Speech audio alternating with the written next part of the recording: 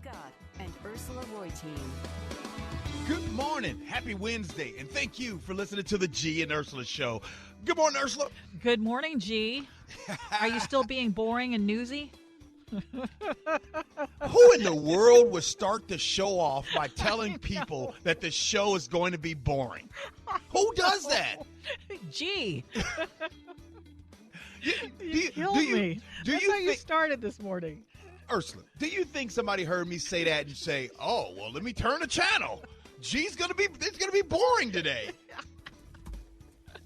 Yes. Yeah, it could probably happen. Hey, coming up at 10:33. You ever tell somebody in your house, "Hey, don't answer the phones"? I have, usually when bill collectors were calling. But come to find out, that's what was going on with ESD. Nicole Jennings, our very own KIRO News reporter, will join us next. She spoke with a whistleblower about that. Not answering the phones. But right now, Ursula, we got a guest. We do. And as we have reported previously, there is a new report out from Americans for Tax Fairness that has found that Washington's billionaires got $151 billion richer in the past year. And of course, you know our state is strapped for cash because of the COVID pandemic. But a state lawmaker wants to make those billionaires chip in a little bit more. She is Representative Noel Frame from Washington's 36th District, and she joins us now on the Gee and Ursula Show. Good morning. Good morning. Thank you for having me today. Thank you so much for joining us. So tell us about this bill that you are supporting. You got it. So the Washington State Wealth Tax, which is House Bill 1406, is intended to be a new tool in the toolbox, as I say. Washington State has the nation's most regressive tax code in the country. And what we mean by that is in our current code, which is very reliant on sales tax, our lowest income households pay 6 times more in taxes as a share of their income compared to our highest earning households in Washington State.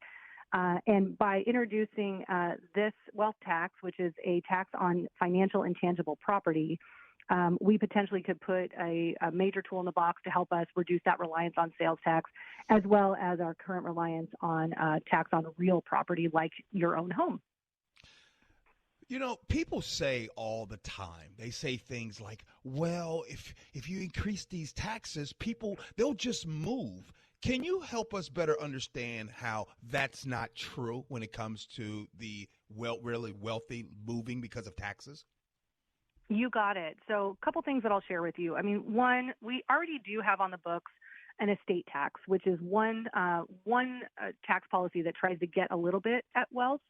And, you know, unfortunately, we lost really 2 icons of Washington State's community over the last year, Paul Allen and just very recently Bill Gates Sr. And as I share with folks, you know, either one of these men who have great wealth could have moved and left the state before they passed away and had their estates avoid that estate tax, but they did not. Both were deeply invested in Washington State, and Bill Gates Sr. in particular was an incredible advocate pushing for progressive tax reform here in Washington State. The other thing that I'll say is there is an extraordinarily weak relationship between tax policy and economic competitiveness. And so many of the wealthy people in Washington have chosen to be here and they've built companies here. And what remains, even if this tax were to pass, what remains is those elements of economic competitiveness,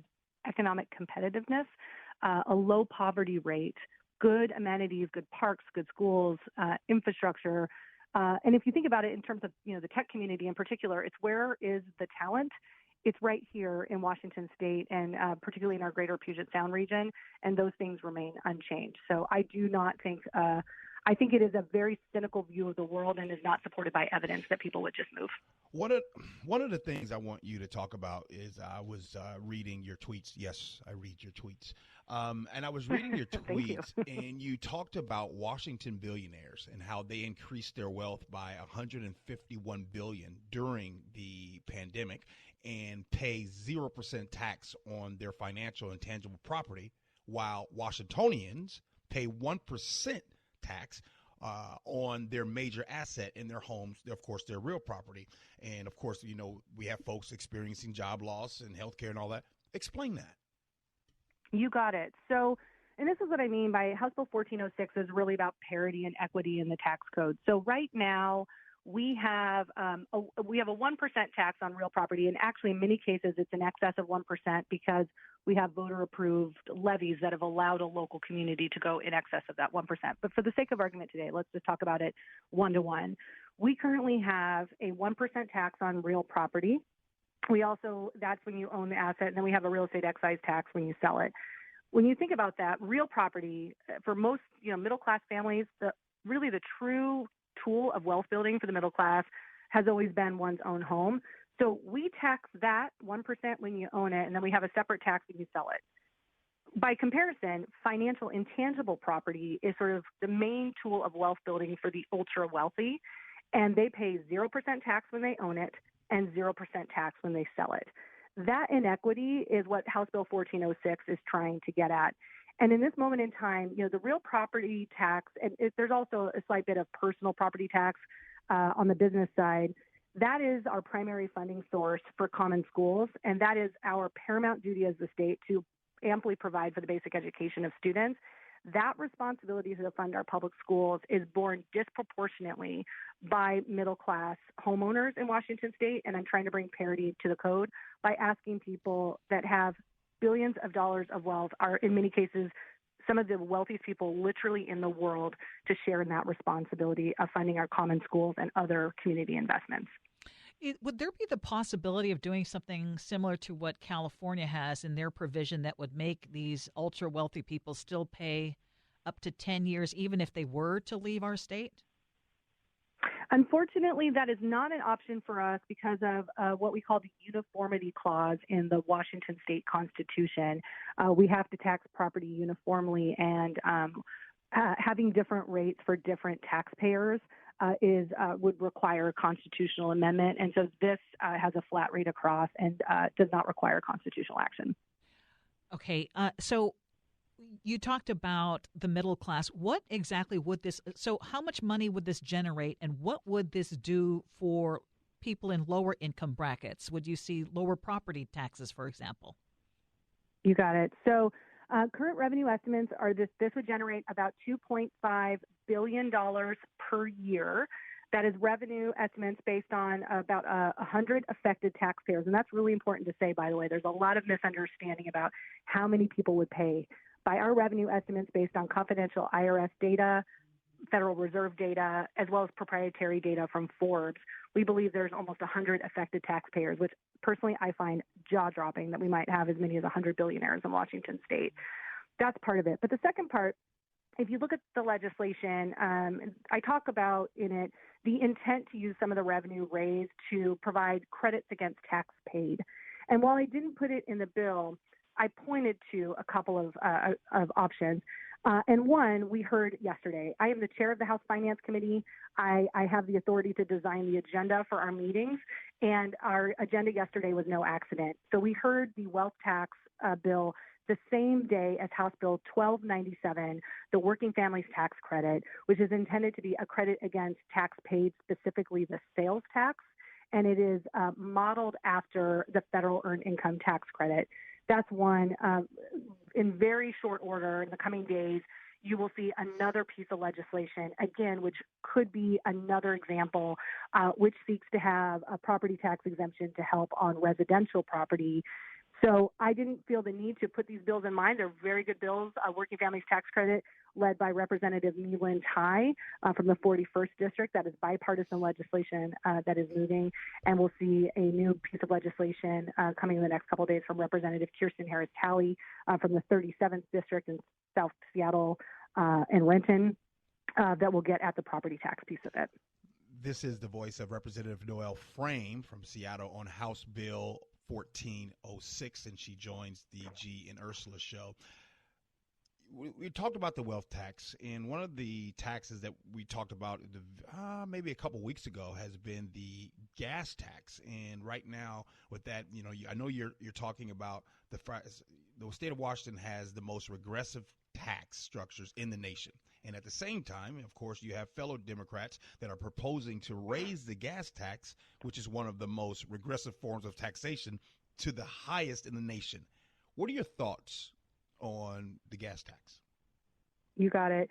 So, there's definitely a tension between taxes like the one that I'm talking about, which are intended to be sustainable revenue sources for community investments. And there's a different type of tax. I am not an economist, but I serve with one here in the legislature, and she has taught me about the term Pigovian taxes, which is the concept of using taxation as a tool to curb behavior that is undesirable.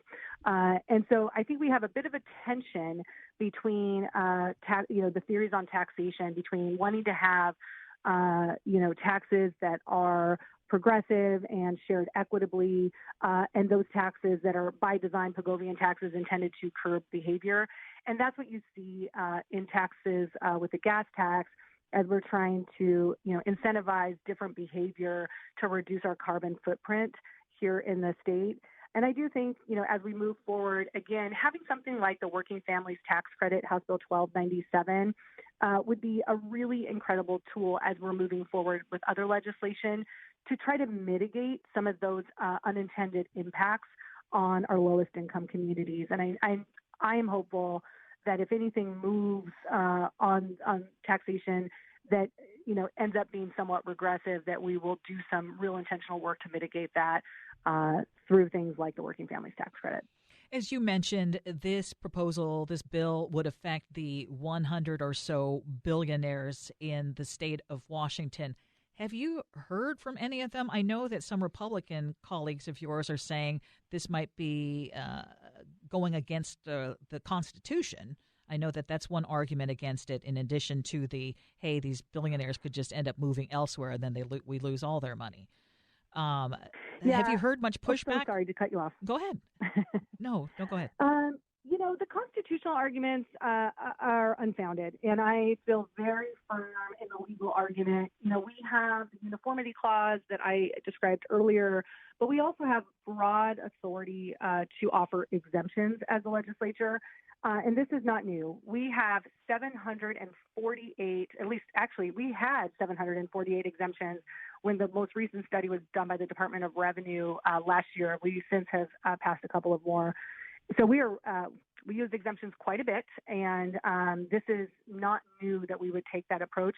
And the uniformity clause and the authority of exemption are really held in balance in the Constitution. So I feel very strong about the constitutional arguments and have treated this as a property tax with a 1% limit, which is another constitutional provision with that flat rate. So I think it is firmly constitutional. And then the second question, so sorry, Ursula, I lost the second one. Do you want to repeat your question for me? I think you got it. In essence, the other one is you've already addressed, which is that people would be moving away from Washington. These billionaires would be moving away. We thank you. Yeah, and I think I've had a chance to respond to that. Thank you. So thank you so much for your time. This is Representative Noel Frame of Washington's 36th District. We will continue to follow the bill, and we appreciate you joining us here on the show. Thank you for the opportunity to share about House Bill 1406.